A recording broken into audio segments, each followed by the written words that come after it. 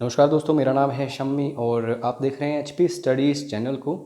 दोस्तों, हिमाचल प्रदेश यूनिवर्सिटी के लिए बीएड एंट्रेंस की आप तैयारी कर रहे हैं तो ये सीरीज़ आपके लिए इम्पोर्टेंट रहेगी, क्योंकि इस सीरीज़ में हम डिस्कस करेंगे पिछले 10 सालों के टीचिंग एप्टीट्यूड एटीट्यूड से रिलेटेड जो भी क्वेश्चंस पूछे गए हैं उनको सोल्व करके हम डिस्कस करेंगे। ऐसा नहीं होगा कि अनसोल्व्ड ही आपके सामने लेके आ गए हैं हम। तो बस आपको हमारे चैनल के साथ जुड़े रहना है और बीएड एंट्रेंस के लिए कोर्स आपको चाहिए हो, अगर सरकारी सीट आपको चाहिए हो, क्योंकि फ्यूचर टीचर्स जो हैं हिमाचल के, उनके लिए जो रिक्रूटमेंट्स हैं वही हैं। अगर आप बीएड करते हैं और अच्छे से टेट वगैरह आगे क्वालिफाई करते हैं तो काफ़ी ज़्यादा चांसेस हैं कि आप टीजीटी वगैरह बन जाओगे एंड सो ऑन। तो दिन रात एक करिए, पहले तो सरकारी सीट हासिल करिए, क्योंकि कॉलेजेस हाई लेवल के कॉलेजेस हैं, यूनिवर्सिटी वगैरह जो कैंपस है उसमें, और आपकी फ़ीस भी कम लगेगी और आपको सीखने को भी काफ़ी कुछ मिलेगा। करने को तो आप किसी प्राइवेट कॉलेज वगैरह में भी कर सकते हैं, लेकिन आपको पता है फ़ीस भी ज़्यादा होगी, सीखने को भी आपको इतना कुछ नहीं मिलेगा एंड सो ऑन। तो ज़्यादा टाइम वेस्ट नहीं करेंगे, एक बार व्हाट्सएप जरूर कर लेना, कोई भी प्रॉब्लम आपको आएगी 9816401767। तो पहला क्वेश्चन है, if a majority of students in your class are weak you should. यदि आपकी कक्षा में अधिकांश छात्र कमजोर हैं तो आपको क्या करना चाहिए? Keep your teaching slow along with some extra guidance to bright peoples. मेधावी विद्यार्थियों को कुछ अतिरिक्त मार्गदर्शन के साथ साथ अपने शिक्षण को धीमा रखें। सपोज करो 10 विद्यार्थी हैं आपकी कक्षा में, 5 ऐसे हैं जिनको समझ आता है बिल्कुल लेट, यानी कि इनकी परफॉर्मेंस है बिल्कुल लो। 5 ऐसे हैं जो बहुत ब्रिलियंट हैं, काफ़ी फास्ट तरीके से समझ लेते हैं कुछ भी। तो इनके हिसाब से पढ़ाओ, लेकिन इनको गाइड करते रहो बीच बीच में। तो बस यही कहना चाह रहा है यहाँ पे क्वेश्चन। तो यहाँ पे डी ऑप्शन सही है। The field of education is permitted by conflicts and misconceptions because. तो सही आंसर है, problems encountered in teaching are not amenable to rigorous scientific investigation. अब हिंदी में देखते हैं।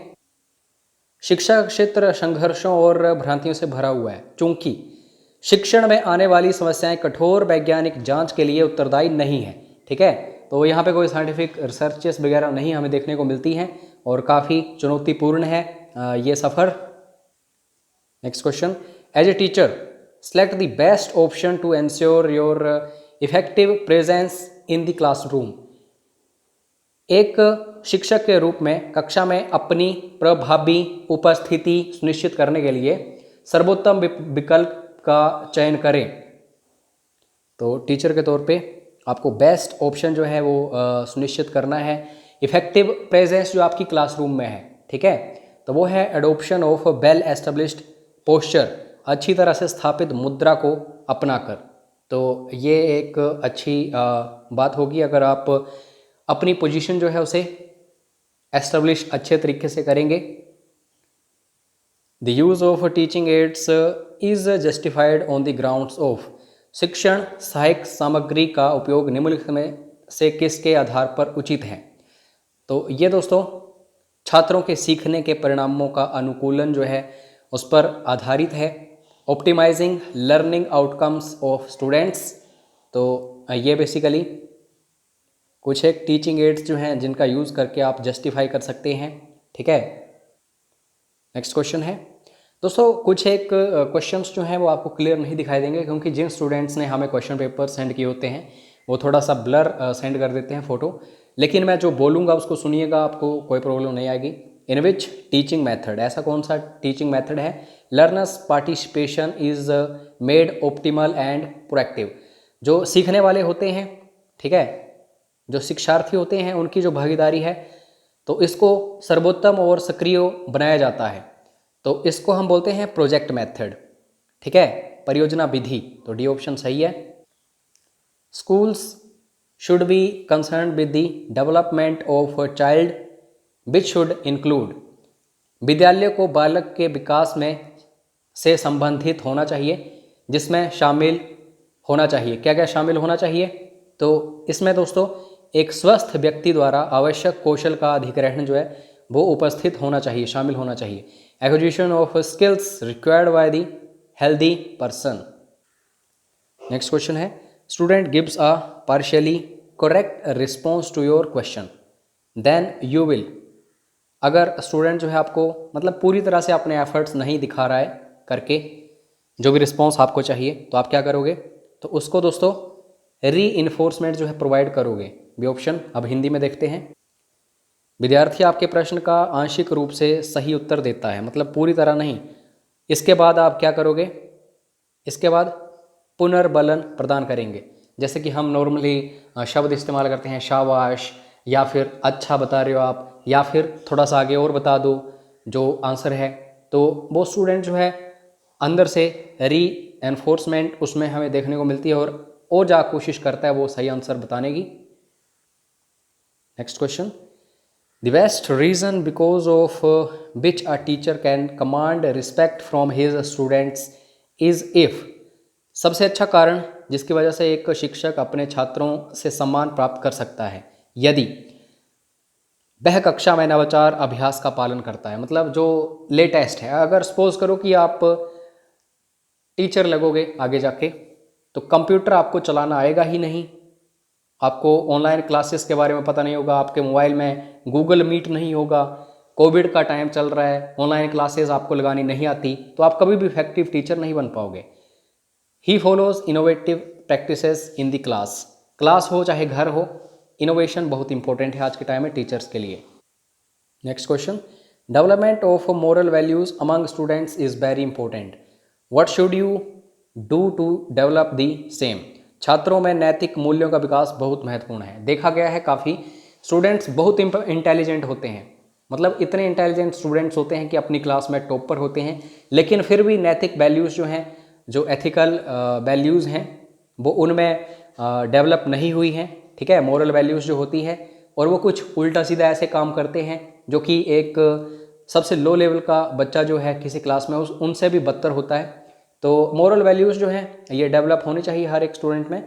इसे विकसित करने के लिए एक टीचर के तौर पर आप क्या करेंगे, तो दोस्तों खुद को एक प्रेरणा स्रोत के रूप में प्रस्तुत करेंगे, बताएंगे कि जब हम पढ़ते थे, जैसे अगर सपोज करो मैं टीचर हूँ, अगर मैं आपको बोलूँ कि मैं खुद स्टडी करता हूँ और स्टडी करते करते आपको भी पढ़ाता हूँ, अगर आप 4 घंटे मेहनत करते हैं तो मैं 8 घंटे मेहनत करता हूँ, तो ये आपके लिए प्रेरणा बनेगी ये चीज़। तो बस यही चीज़ आपको स्कूल में दर्शानी है, present yourself a role model. तो बस ये चीज़ें देखो। A student is exceptional when his performance is significantly. एक छात्र असाधारण होता है जब उसका प्रदर्शन उल्लेखनीय रूप से डैश होता है, औसत छात्र से उच्च या निम्न। अगर सपोज करो, अगर कोई छात्र है, हम लोग क्या सोचते हैं, अगर कोई छात्र है सबसे आगे रह रहा है तो हम सोच लेते हैं कि वो काफ़ी हाई लेवल का छात्र है, लेकिन ऐसा कभी नहीं। अगर बिल्कुल लो लेवल का कोई छात्र है, मतलब जैसे कोई नॉर्मली पढ़ा रहा है और वो उसको समझ नहीं आ रहा है, एल्बर्ट आइंस्टीन का मैं एग्जांपल दूंगा, उनके बारे में पढ़ना ज़रा। उनको मतलब जब टीचर्स समझाते थे, पढ़ाते थे, उनको कुछ समझ नहीं आता था, क्योंकि उनका जो माइंड था कुछ अलग तरीके का था, एक्सेप्शनल थे अपने टाइम में वो।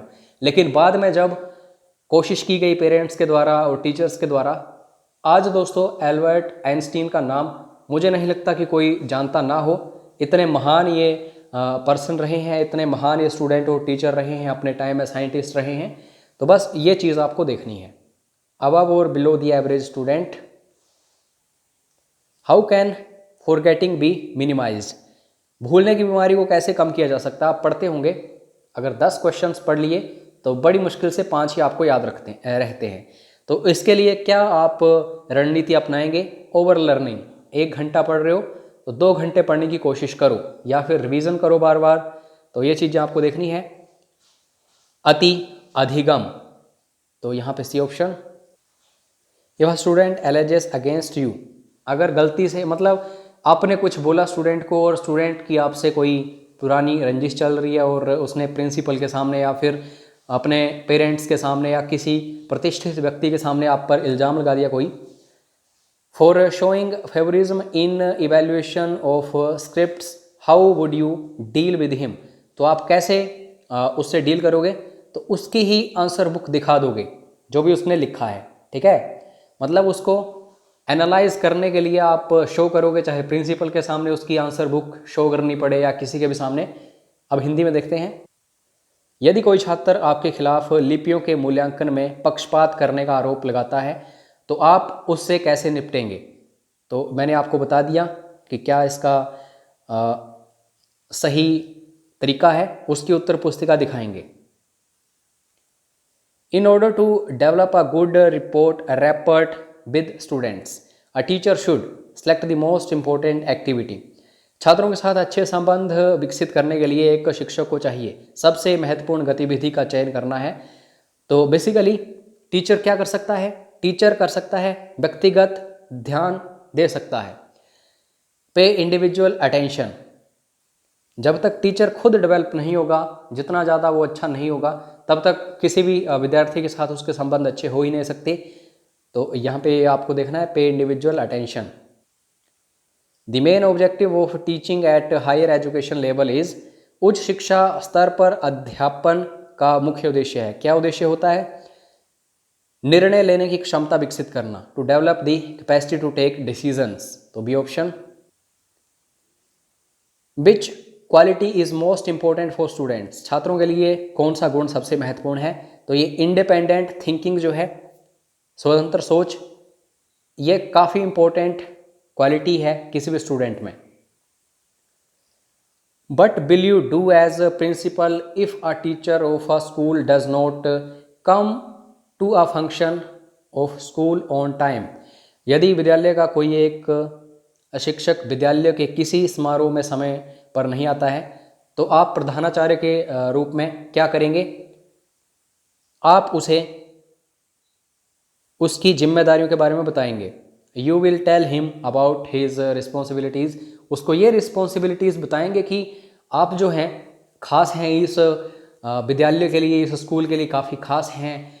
अगर हम सभी जितने भी स्टाफ हैं, जो भी टीचर्स हैं, अगर इकट्ठे होकर काम करेंगे तो ना सिर्फ ये बच्चों के लिए बल्कि पूरी सोसाइटी, पूरे समाज के लिए एक महत्वपूर्ण चीज़ बनेगी। तो बस ऐसे मोटिवेट करना है, उसको रिस्पॉन्सिबिलिटीज़ बतानी है।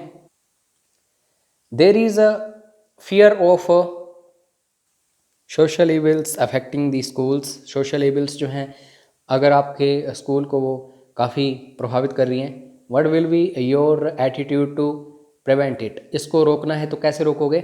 ऑप्टिमिस्टिक तरीके से, पॉजिटिविटी लानी है, हर एक स्टूडेंट में भी पॉजिटिविटी लाओ, अपने स्टाफ में भी पॉजिटिविटी लाओ और जो भी सोसाइटी है उसमें भी, तब जाके ये सोशल इविल्स वगैरह जो हैं इनको ठीक किया जा सकता है। तो यहाँ पे ये ऑप्शन सही है। हिंदी में भी देख लेते हैं। विद्यालयों पर सामाजिक कुरीतियों का प्रभाव पड़ने का भय है, इसे रोकने के लिए आपका दृष्टिकोण क्या होता है? तो ये आशावादी होता है, हमेशा आशा रखो, पॉजिटिविटी रखो। उसके बाद नेक्स्ट है, the priority to girls education should be given because, बालिकाओं की शिक्षा को प्राथमिकता दी जानी चाहिए क्योंकि केवल लड़कियां ही सामाजिक परिवर्तन के लिए नेतृत्व करने में सक्षम हैं। अगर आप एक लड़के को पढ़ाते हो, बॉय को पढ़ाते हो, तो सिर्फ एक लड़के को पढ़ाते हो। अगर एक गर्ल को आप पढ़ाते हो तो दोस्तों आगे उसके जो बच्चे होंगे और बच्चों के जो आगे बच्चे होंगे, आगे से आगे मतलब पूरे समाज को आप पढ़ा देते हैं। इसलिए लड़कियों की शिक्षा जो है बहुत ही महत्वपूर्ण है। Next question, how the students should be motivated to get success in life, जीवन में सफलता प्राप्त करने के लिए विद्यार्थियों को किस प्रकार प्रेरित किया जाना चाहिए? तो प्रेरित करने का तरीका जो है गहन अध्ययन है, इंटेंसिव स्टडी है। तो यहाँ पे सी ऑप्शन सही है। ये लास्ट क्वेश्चन है इस वीडियो का और इसका आंसर मैं नहीं दूंगा, आपको आंसर देना है। जिस स्टूडेंट का सबसे पहले सही आंसर आएगा उसको दोस्तों free of cost study material मिलेगा बीएड के रिगार्डिंग। और अगर कोर्स आप ज्वाइन करना चाहो टाइम से, पिछले साल भी हमने काफ़ी सारे बच्चों को अच्छे से गाइड किया था और आज वो किसी सरकारी सीट पर बीएड वगैरह कर रहे हैं और टेट की तैयारी भी उन्होंने ऑलरेडी ही स्टार्ट कर दी है। तो अगर आप हमारे साथ जुड़ते हैं, ना सिर्फ आप एंट्रेंस की तैयारी करते हैं बीएड की, बल्कि आप टेट की और आगे टीजीटी की भी तैयारी करते हैं, तो जुड़ो हमारे साथ, मैसेज जरूर करो। Free of cost study material भी आपको व्हाट्सएप पर मिल जाएगा, एक बार मैसेज जरूर कर लेना और इसका आंसर जरूर देना। तब तक चैनल को सब्सक्राइब करो, बेल आइकन को प्रेस करो। मिलते हैं नेक्स्ट वीडियो में। जय हिंद, जय हिमाचल।